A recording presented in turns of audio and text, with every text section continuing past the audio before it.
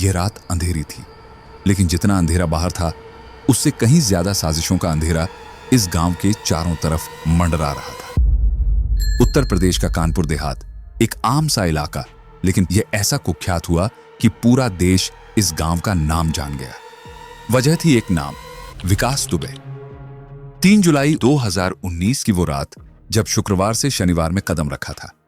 घड़ी में करीब 12:45 बज रहे थे। कानपुर पुलिस के कमांडिंग ऑफिसर देवेंद्र मिश्रा की अगुवाई में 25 पुलिसकर्मियों की एक टीम बेहद गोपनीय मिशन पर थी। मिशन था यूपी के खतरनाक माफिया विकास दुबे को धर दबोचना। पुलिस पूरी तैयारी के साथ आगे बढ़ रही थी, लेकिन उन्हें अंदाजा भी नहीं था कि शिकारी इस बार खुद शिकार बनने जा रहे हैं। जैसे ही पुलिस टीम गांव में दाखिल हुई, रास्ता अचानक बंद मिला। एक भारी भरकम जेसीबी सड़क के बीचों बीच खड़ी थी। चारों तरफ घना अंधेरा, सन्नाटा, लेकिन इस सन्नाटे में छिपे थे मौत के सौदागर। पुलिस कुछ समझ पाती इससे पहले ही छतों से बरसने लगीं गोलियां। एक के बाद एक पुलिसकर्मी जमीन पर गिरने लगे। साला, ये क्या हो रहा है? मिश्रा ने दीवार की आड़ में छुपते हुए घबराई आवाज में कहा। सिपाही ने कांपती आवाज में जवाब दिया, सर, ये घात लगाए बैठे थे, हम फंस गए। मिश्रा ने तुरंत फॉर्म बिफोर पुलिस स्टेशन को SMS भेजा। मदद की जरूरत है, लेकिन मदद कितनी देर में आएगी? कितने लोग बच पाएंगे? कोई नहीं जानता था। अचानक उनकी नजर एक खुले दरवाजे पर पड़ी। वो दौड़े, लेकिन तभी गोलियों की बौछार ने उन्हें रोक दिया। खून से लथपथ होते हुए उन्होंने कांपते होठों से बुदबुदाया, दुबे साला पागल हो गया है, पुलिस पर गोली चला रहा है, इसका अंजाम जानता है वो। लेकिन शायद यही बात विकास दुबे को फर्क नहीं पड़ती थी। हर बार की तरह उसे यकीन था कि इस बार भी बच निकलेगा। उसके पास राजनीतिक ताकत थी, बड़े बड़े अफसरों से संपर्क थे। वो जानता था कि अगर कुछ दिन गायब रहा तो फिर किसी की नजर उस तक नहीं पहुंचेगी। लेकिन किस्मत हर बार साथ दे, ये जरूरी तो नहीं। क्या आप मानते हैं कि कानून से बड़ा कोई नहीं होता? क्या अपराधी का अंत तय होता है? अपने विचार कमेंट में बताइए। वो रात के अंधेरे में गायब हो गया, मगर उसकी कहानी यहीं खत्म नहीं हुई। अब मिलिए उस शख्स से जो बचपन से ही जिद्दी था, बदमाश था, और जिसे आगे चलकर पूरा देश एक खूंखार अपराधी के रूप में जानने वाला था, विकास दुबे। गांव में आवारा घूमने वाला यह लड़का हर वक्त किसी न किसी झगड़े में फंसा रहता। कभी किसी को धमकाना, कभी मारपीट करना, यही उसका रोज का काम था। लेकिन उसकी तकदीर तब पलटी जब उसने अपने गांव के कुछ पिछड़ी जाति के लड़कों को बेरहमी से पीटा। मामला तूल पकड़ा, लोग थाने तक शिकायत करने पहुंच गए और पुलिस ने विकास को घर से उठवा लिया। इस खबर के फैलते ही फोन की घंटियां बजने लगी। कांग्रेस विधायक दिनेश चंद्र पांडे तक बात पहुंची। नेताजी, पुलिस ने अपने लौंडे को उठा लिया है। नेताजी भड़क गए। ब्राह्मणों पर अत्याचार हमारे राज्य में ये नहीं चलेगा। 4 दिन भी नहीं बीते थे कि विकास दुबे जेल से बाहर था। थानेदार को ऊपर से फोन आया, लड़का अपना है, छोड़ दो। और इसी के साथ विकास समझ गया कि उसकी असली ताकत लाठी डंडे में नहीं, राजनीति में है। विकास का कद गांव में बढ़ने लगा। उसका नाम सुनते ही लोग सहम जाते। छोटे मोटे बदमाश उसके गैंग में शामिल होने लगे। जल्द ही उसने अपने सबसे करीबी साथी शशिकांत निगम के साथ मिलकर मोटरसाइकिल गैंग बनाया, जो फिरौती, वसूली और दबंगई में माहिर था। लेकिन एक दिन विकास ने अपनी ही बिरादरी के दबंग झंडा बाबा को ठिकाने लगाने की ठान ली। बात सिर्फ 18 बीघा जमीन की थी। झंडा बाबा के परिवार ने पुलिस में शिकायत कर दी, लेकिन उन्हें अंदाजा भी नहीं था कि इसका अंजाम क्या होगा। रात के अंधेरे में एक नकाबपोश उनके घर में घुसा। पिस्तौल की नली शिकायतकर्ता के सिर से सट गई। FIR वापस ले या फिर सीधे यमराज के पास जाने की तैयारी कर ले। कांपते हुए जवाब आया, गलती हो गई, मैं शिकायत वापस लेता हूं। सुबह होते ही केस खत्म। पुलिस ने खुद मुस्कुराकर देखा, क्योंकि वो भी जानती थी कि इस गांव में असली सरकार कौन चला रहा है। विकास के लिए जुर्म अब सिर्फ एक खेल था। उसने वसूली का धंधा जमाया, जिसे जो करना था करने दिया, लेकिन हिस्सेदारी हर हाल में चाहिए थी। अगर किसी ने उससे सवाल किया तो उसका अंजाम तय था। जब भी उसे पुलिस ने पकड़ा, ऊपर से एक फोन आता और वो फिर बाहर। लेकिन सिर्फ पुलिस पर पकड़ ही काफी नहीं थी। असली ताकत तो सत्ता की थी। विकास को राजनीति में घुसना था। और उसने इस खेल में खुद को राजा बना लिया। क्या आप मानते हैं कि अपराध और राजनीति का यह रिश्ता कभी खत्म होगा? क्या कानून की पकड़ से कोई हमेशा बच सकता है? अपने विचार हमें कमेंट में बताइए। विकास दुबे ने राजनीति में अपनी पकड़ और मजबूत करने के लिए सियासी रंग बदलना शुरू कर दिया। पहले कांग्रेस का हाथ थामा, फिर जनता दल के हरिकिशन के साथ हो लिया, जो 1989 में वीपी सिंह की लहर पर सवार होकर सत्ता में आए थे। उस वक्त भ्रष्टाचार के मुद्दे पर राजीव गांधी की कथित संलिप्तता को लेकर अभियान चल रहा था और विकास ने इसे अपने फायदे के लिए इस्तेमाल किया। मगर पार्टी चाहे जो भी हो, उसका असली धंधा वही रहा, गुंडागर्दी, जबरन वसूली और गैर कानूनी तरीके से संपत्ति इकट्ठा करना। राजनीति में विकास दुबे का खेल जारी रहा। वो मौकों के हिसाब से पाला बदलता रहा। कभी बीजेपी में गया, फिर जब टिकट कट गया तो गुस्से में दूसरी पार्टी से लड़ने लगा। 1996 में जब विधानसभा चुनाव हुए तो उसने संतोष शुक्ला के खिलाफ हरिकिशन की ओर से चुनाव लड़ा और महज कुछ हजार वोटों से हार गया। लेकिन हार के बाद उसका गुस्सा फूट पड़ा। संतोष शुक्ला के भाई लल्लन वाजपेयी को उसने सरेआम पीटा और फिर राजनीति में अपने प्रभाव का इस्तेमाल कर लल्लन को नगर पंचायत अध्यक्ष बनवा दिया। अब खेल और दिलचस्प हो गया। लल्लन वाजपेयी ने भी अपने तरीके से वसूली शुरू कर दी, लेकिन विकास दुबे को यह बात नागवार गुजरी। एक इलाके में दो लोग वसूली नहीं कर सकते, उसने ऐलान किया। उसे लगने लगा कि बीजेपी उसे किनारे कर रही है, इसलिए उसने अपनी चालें और तेज कर दी। उसी दौर में 1999 में बॉलीवुड फिल्म अर्जुन पंडित आई। विकास दुबे ने यह फिल्म 100 से ज्यादा बार देखी। फिल्म की कहानी कई जगह उसकी असली जिंदगी से मिलती जुलती थी। उसने अपने सबसे करीबी दोस्त और साथी गैंगस्टर राजू निगम की बहन को जबरन अगवा कर लिया और उससे शादी कर ली। राजू को जब इसका पता चला तो उसने विकास से नाता तोड़ लिया। मगर इस पूरी घटना के बाद लोग विकास को पंडित कहकर पुकारने लगे। लेकिन विकास की क्रूरता तब अपनी हद पार कर गई जब उसने अपने ही स्कूल के प्रिंसिपल सिद्धेश्वर पांडे की हत्या कर दी। जिस स्कूल में कभी वह पढ़ता था, वहीं उसने अपने गुरु को बंदूक दिखाकर धमकाया। प्रिंसिपल ने आंखों में गुस्सा और दर्द लिए कहा, विकास, क्या बड़े होकर तू यही बनने वाला था? एक घटिया गुंडा, तू मुझे धमकाएगा? विकास मुस्कुराया, गुरुजी, ये धंधा है और धंधे में इमोशन नहीं चलते। आपको सिर्फ कागजात पर साइन करना है, जमीन मेरे नाम कर दो, वरना क्या? वरना बेकार में मरना पड़ेगा। प्रिंसिपल ने इनकार किया और अगले ही दिन उनका खून हो गया। हत्या के आरोप में विकास दुबे और उसके गुर्गों पर मुकदमा दर्ज हुआ। मामला अदालत में गया। जज ने उसे धारा 302 के तहत दोषी ठहराया। सजा या तो उम्र कैद या मौत। मगर जेल भी विकास के लिए कोई सजा नहीं थी। वहां से भी उसका नेटवर्क चलता रहा। उसने जेल के अंदर रहते हुए सुपारी देकर कई लोगों की हत्या करवाई। जेल में रहते हुए ही उसने जिला पंचायत का चुनाव लड़ा और जीत भी गया। 15 साल तक उसने उस कुर्सी को नहीं छोड़ा। गवाहों को धमकाया गया, पुलिस ने खुद हाथ खड़े कर दिए। अदालत में हर बार वही होता, जो कहोगे वही बोलूंगा। इतने सबूतों के बावजूद विकास दुबे को जमानत मिल गई। वो जेल से बाहर तो आ गया, लेकिन अभी भी उसका एक अधूरा काम बाकी था। विकास दुबे को लल्लन वाजपेयी की बढ़ती हफ्ता वसूली किसी भी हाल में बर्दाश्त नहीं थी। उसे बस एक ही तरीका आता था, दहशत फैलाना। इसलिए 1 अक्टूबर 2001 की शाम वो अपने 10 से 15 गुर्गों के साथ लल्लन के घर जा धमका। लल्लन के चेले पहले तो अकड़ दिखाने लगे, लेकिन जब लगा कि बात बिगड़ सकती है तो किसी ने संतोष शुक्ला को फोन मिला दिया। भैया, ये दुबे हमें मारने की धमकी दे रहा है। संतोष शुक्ला उस वक्त पुलिस थाने में थे। उन्होंने बिना देर किए फोर्स को तैयार रहने का आदेश दिया और खुद थाने से निकल पड़े। अरे, ये दुबे नहीं सुधरेगा, लल्लन के यहां पहुंचा है, बड़ी गड़बड़ होने वाली है। शुक्ला ने पुलिस को हड़काया, सब तैयार हो जाओ, आज इसकी हेकड़ी निकालनी है। इधर विकास दुबे के गुर्गों को भी वफादारी साबित करने का मौका मिल गया। आज ही इसका हिसाब किताब बराबर कर देंगे। लल्लन की पूरी ताकत विकास के खिलाफ थी, लेकिन दुबे को इसकी परवाह नहीं थी। वो जानता था कि असली ताकत बंदूक और सत्ता की मिलीभगत में छुपी होती है। थोड़ी देर में संतोष शुक्ला शिवली थाने पहुंचे, लेकिन वहां जो हुआ वो किसी पुराने बॉलीवुड क्लाइमैक्स से कम नहीं था। क्या सोचते हो, हमें तुम्हारी साजिशों की खबर नहीं? विकास ने शुक्ला को घूरते हुए कहा। शुक्ला मुस्कुराए। अगर दम होता तो पुलिस थाने में आकर घिघियाते नहीं, हमें खुलेआम टक्कर देते।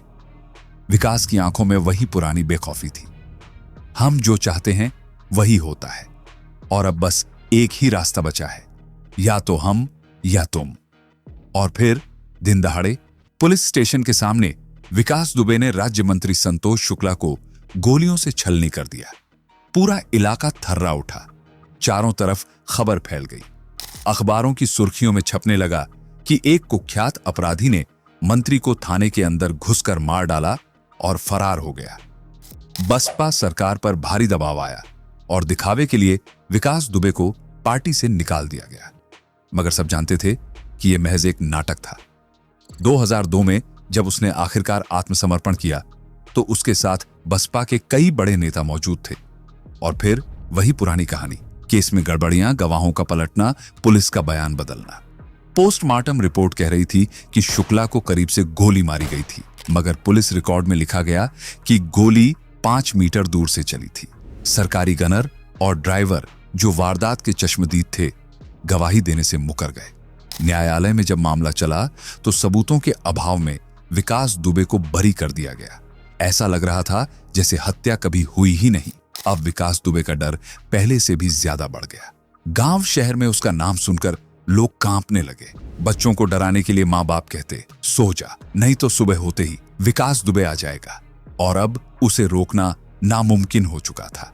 कानपुर में अब हफ्ता वसूली का खेल और बड़ा हो चुका था। इंडस्ट्रियल एरिया तक विकास दुबे की पकड़ बन गई थी। छोटे से छोटे दुकानदार से लेकर बड़े व्यापारियों तक कोई भी उसकी नजर से नहीं बच सकता था। उसने तो केवल ऑपरेटर तक से वसूली शुरू कर दी। जब एक ऑपरेटर ने पैसे देने से इनकार किया तो उसे मौत के घाट उतार दिया। विकास खुद को किसी राजा से कम नहीं समझता था। उसके इलाके में बिना उसकी तारीफ किए कोई कुएं से पानी तक नहीं भर सकता था। एक बार एक 10 साल का बच्चा पानी लेने गया, लेकिन विकास के गुणगान करना भूल गया। पूरा गांव सहमा हुआ था, क्योंकि सब जानते थे विकास दुबे के खिलाफ जाने का मतलब मौत। 2006 तक उसने अपने धंधे को और फैला लिया था। ड्रग्स तस्करी तक में हाथ डाल दिया। उसी साल पुलिस ने उसके खास आदमी रॉकी को 5 किलो माल के साथ पकड़ लिया। लेकिन विकास का नेटवर्क इतना मजबूत था कि मामला दबा दिया गया। रॉकी को जमानत मिल गई क्योंकि वह हाल ही में सड़क दुर्घटना में घायल हुआ था। विकास के लिए कोई भी सौदा छोटा बड़ा नहीं था। वो बंदूक की नोक पर जमीनें हथियाने से लेकर सुपारी किलिंग तक सब करता था। गरीबों तक को नहीं छोड़ता था। लेकिन एक बात थी जो उसके लिए मुश्किल बन रही थी। ब्राह्मण होकर भी उसने बसपा जैसी पार्टी से नाता जोड़ लिया था, जो ऊंची जाति वालों को रास नहीं आ रहा था। कुछ बड़े नेता और रसूखदार लोग उससे तंग आ चुके थे। इसको पकड़ने का क्या फायदा, ससुर ऐसे ही छूट जाएगा। पुलिस वालों के बीच यही चर्चा होती थी। फिर एक मौका तब आया जब 2018 में उसके चचेरे भाई की पत्नी ने उसके खिलाफ FIR दर्ज करवाई। विकास और उसके आदमियों ने मेरे पति अनुराग को मारने की कोशिश की। मुझे इंसाफ चाहिए। इस बार पुलिस ने उसे गिरफ्तार तो किया, लेकिन जमानत मिलने में पूरे 18 महीने लगे। यह पहली बार था जब कानून ने उसे इतनी देर तक जेल में रखा। मगर जब वह बाहर आया तो पहले से ज्यादा खतरनाक हो चुका था। 2020 में उसके साले राहुल तिवारी ने एक और FIR दर्ज करवाई। विकास ने मुझे मारा और मेरी जमीन छीनने की धमकी दी। जब मैंने मना किया तो अपहरण की धमकी दी। पुलिस में हलचल मच गई। CO देवेंद्र मिश्रा खुद पूछताछ के लिए विकास के अड्डे तक पहुंचे। ये क्या मामला है, मिश्रा ने सख्ती से पूछा। विकास हंसते हुए बोला, अरे साहब, ये हमारा फैमिली मैटर है। आप क्यों परेशान हो रहे हैं? आपके पास और भी जरूरी काम होंगे ना। CO मिश्रा भड़क गए। तुम्हारे इलाके में गुंडागर्दी बढ़ती जा रही है और तुम चाहते हो कि हम चुप रहें? विकास ने ठंडे लहजे में कहा। हम सुलझा लेंगे अपने तरीके से, ज्यादा टांग मत अड़ाइए। मिश्रा ने अपने सीनियर्स के पास जाकर कहा, सर, ये गुंडा 60 से ज्यादा केस में लिप्त है, फिर भी खुलेआम घूम रहा है। हम कुछ कर नहीं पा रहे। सीनियर अफसर ने गहरी सांस ली। तो फिर इसका एनकाउंटर ही आखिरी रास्ता बचता है। अब खेल बदलने वाला था। 2020 के बीच का वक्त था। जब पुलिस ने विकास दुबे के एनकाउंटर की योजना बनानी शुरू की, इस बार कोई चूक नहीं होनी थी। 25 अफसरों की एक स्पेशल टीम तैयार की गई। आदेश साफ था, इस बार कोई भी आदमी बचना नहीं चाहिए, सबको खत्म कर दो। लेकिन हमेशा की तरह विकास को इसकी भनक पहले ही लग चुकी थी।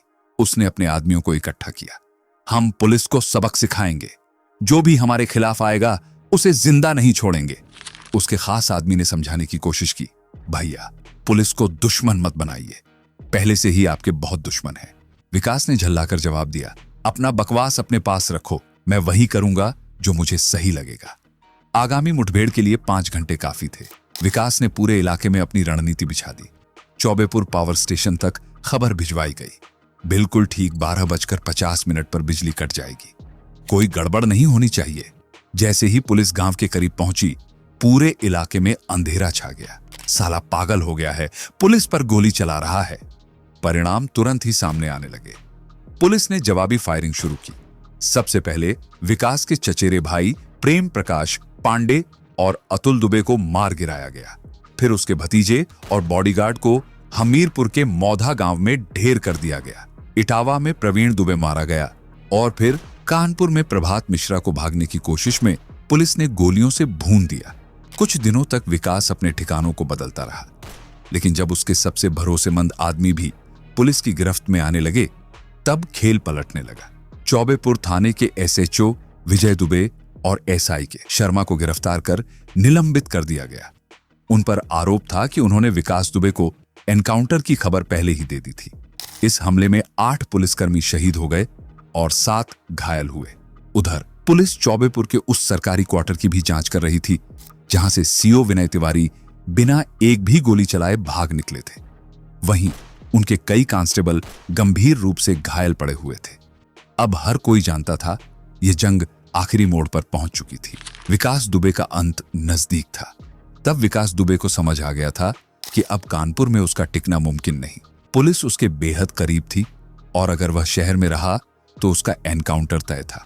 इस बार उसने भागने के बजाय खुद को आत्मसमर्पण करने की तरकीब सोची।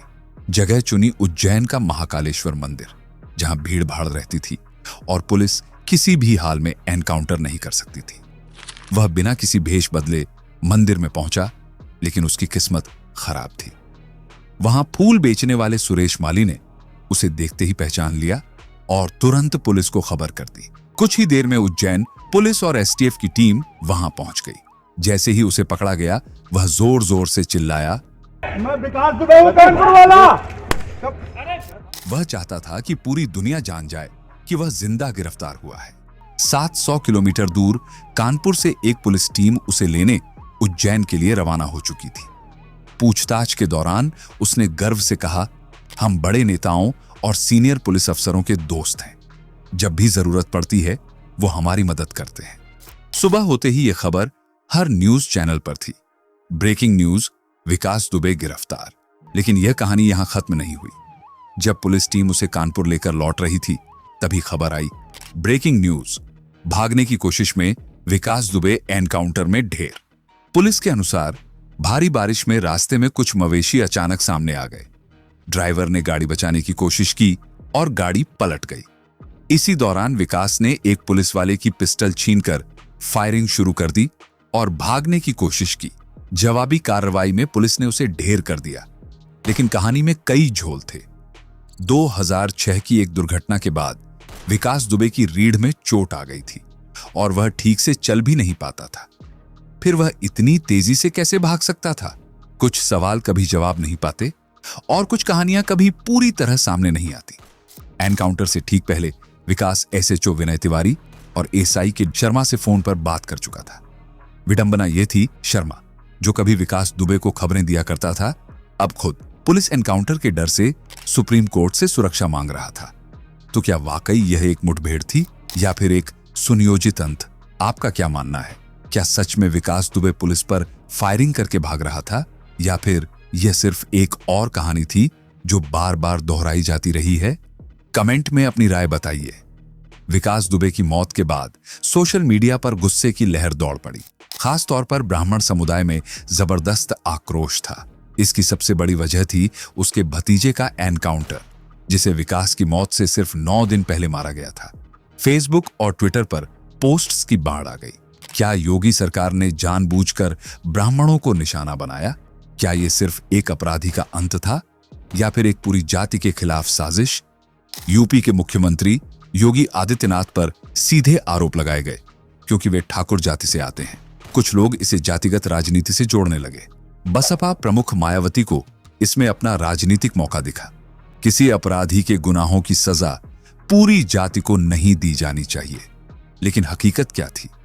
पिछले 2 सालों में यूपी पुलिस ने 100 से ज्यादा अपराधियों का एनकाउंटर किया था। सिर्फ पश्चिम यूपी में ही 48 गैंगस्टर मारे जा चुके थे।